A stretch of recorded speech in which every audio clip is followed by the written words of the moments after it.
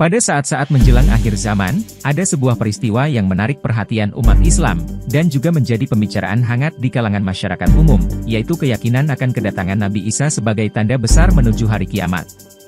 Namun, ada satu elemen yang menarik perhatian, yaitu lokasi di mana Nabi Isa akan turun. Menurut kajian dan pemahaman yang berkembang, dikatakan bahwa Nabi Isa akan turun di wilayah di sebelah timur Damaskus, tepatnya di Nusantara, atau Indonesia zaman now. Hal ini akan membuka mata kita pada kebesaran dan peran penting Nusantara dalam konteks akhir zaman.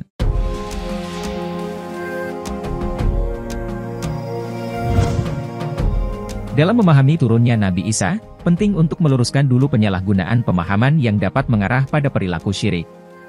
Banyak umat Islam yang kurang memahami fungsi Al-Quran, salah satu contohnya terkait dengan pemahaman yang keliru tentang Nabi Khidir, yang nantinya berimbas pada pemahaman yang melenceng tentang Nabi Isa. Di masyarakat, masih ada kepercayaan bahwa Nabi Khidir masih hidup. Beberapa pendapat yang berkembang bahkan menyatakan bahwa ada 4 nabi yang masih hidup di dunia saat ini, termasuk Nabi Khidir, Nabi Ilyas, Nabi Idris, dan Nabi Isa. Pengakuan seperti ini seringkali berasal dari masyarakat dan tokoh-tokoh spiritual yang mengklaim bahwa mereka telah berinteraksi dengan Nabi Khidir. Namun, dalam kajian akhir zaman ini, kita perlu merujuk pada Al-Quran untuk mendapatkan pemahaman yang benar.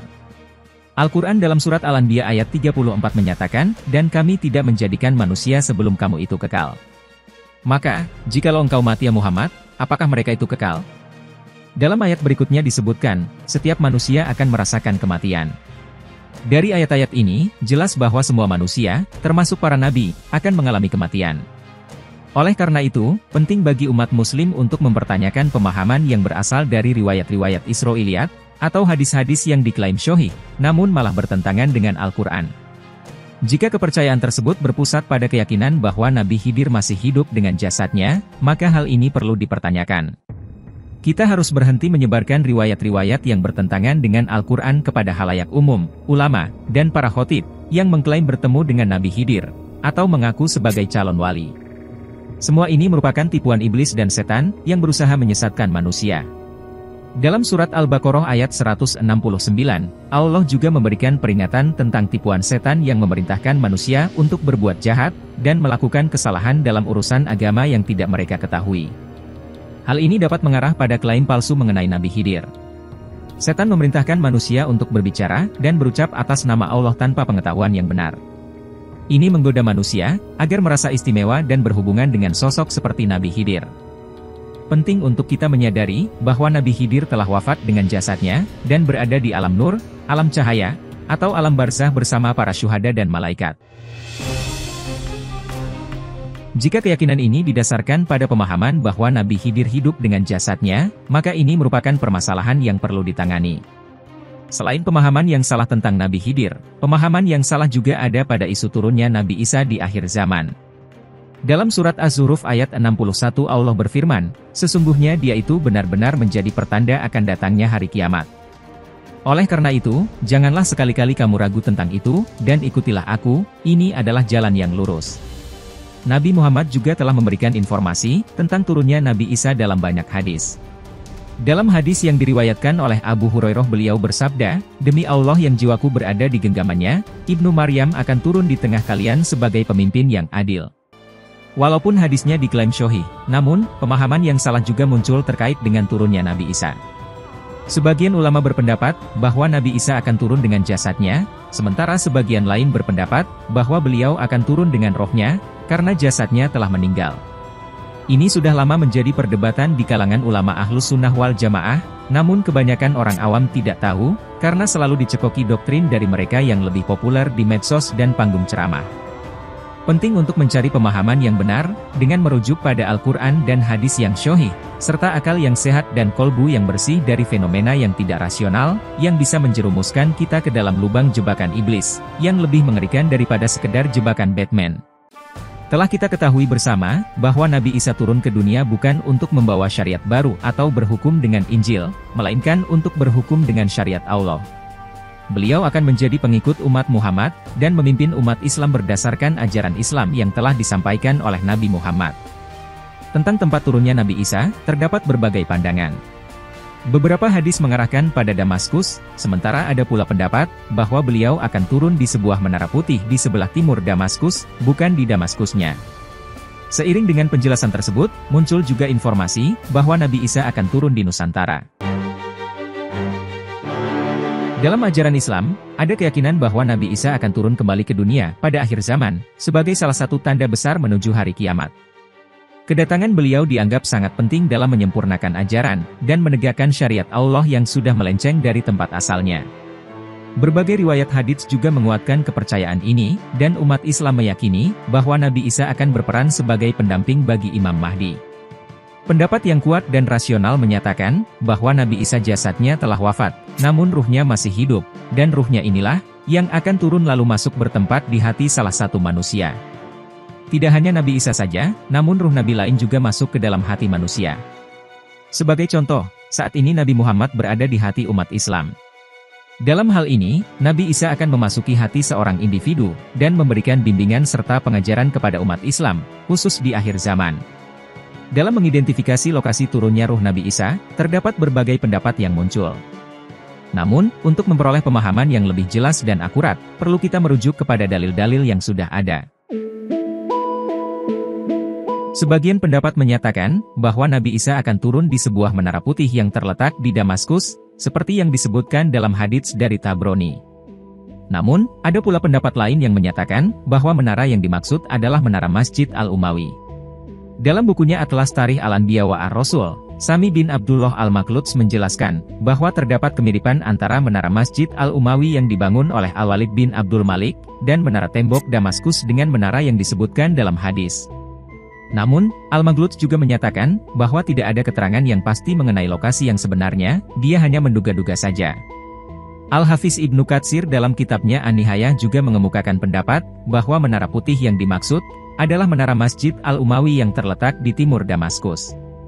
Ibnu Katsir berargumen bahwa dalam hadis tersebut tidak ada menara yang dikenal dengan menara timur, selain menara Masjid Al-Umawi yang tepat di sebelah timur masjid. Namun pendapat ini juga mendapatkan kritik, karena tidak adanya bukti yang cukup jelas mengenai menara tersebut, dan hanya karena dianggap cocok saja. Selanjutnya, ada pendapat yang menarik yang menyatakan bahwa menara putih yang dimaksud tidak berada di Damaskus, melainkan di negeri sebelah timurnya Damaskus, yang jika ditarik garis negeri itu adalah Nusantara, atau Indonesia zaman now. Pendapat ini didasarkan pada tafsir surat An-Nur ayat 35, yang menyebutkan tentang cahaya langit dan cahaya bumi. Hal ini sesuai dengan penafsiran sedulur papat Kalimo Pancer dari Jawa kuno, khususnya ramalan Prabu Jayabaya, yang menyebutkan tentang pria dari timur yang akan muncul sebagai Al-Mahdi. Bukti ini semakin menguatkan keyakinan bahwa Nabi Isa akan turun di Nusantara, bukan di Damaskus, melainkan di negeri sebelah timurnya Damaskus. Salah satu hadits yang diriwayatkan Nawas bin Syam'an menyebutkan bahwa Nabi Isa akan turun di sebuah menara di sebelah timur Damaskus, yang juga disebut sebagai Al-Manaratul Baido. Lalu, Isa turun di menara putih sebelah timur Damaskus, dengan memakai dua potong baju yang dicelup zafaron dan wars, dengan meletakkan kedua telapak tangan di atas sayap-sayap dua malaikat. Jika dia menundukkan kepalanya, akan menetes. Jika dia mengangkatnya, turunlah air seperti mutiara. Maka, tidak ada seorang kafir pun yang mencium aroma nafasnya, kecuali dia pasti mati, dan nafasnya tercium dari jarak sejauh pandangannya. Dari sini jelas, bukan di Damaskusnya, namun sebelah timur Damaskus. Dalam konteks geografis, jika dilihat dari rukun Ka'bah, Damaskus terletak di rukun Syami. Dan sudah kita ketahui bersama, baik rukun Syami, rukun Iraki, dan rukun Yamani, negerinya sering bergejolak, bahkan sesama saudara yang Muslim. Maka tersisalah negeri yang segaris dengan rukun Ka'bah yang paling dimuliakan, rukun Hajar Aswad, di mana negeri yang segaris dengan rukun ini, kehidupannya dalam beragama sangat khusyuk, dan saling menghormati sesama manusia. Jika kita fokuskan lagi garisnya, maka rukun itu sesungguhnya mengarah tepat di wilayah Nusantara, atau Indonesia zaman now. Perspektif sejarah juga menunjukkan bahwa Nusantara telah menjadi pusat peradaban, pancarnya dunia, dan pancarnya penyebaran agama Islam di Asia Tenggara. Jika merujuk Menara Putih secara fisik, di Indonesia ada Tugu Monas di Jakarta, Tugu Pahlawan di Surabaya, Tugu Jogja di Malioboro, Menara Jam Gadang di Padang, Tugu Trikora di Sulawesi, atau tugu-tugu lain yang tersebar di Indonesia.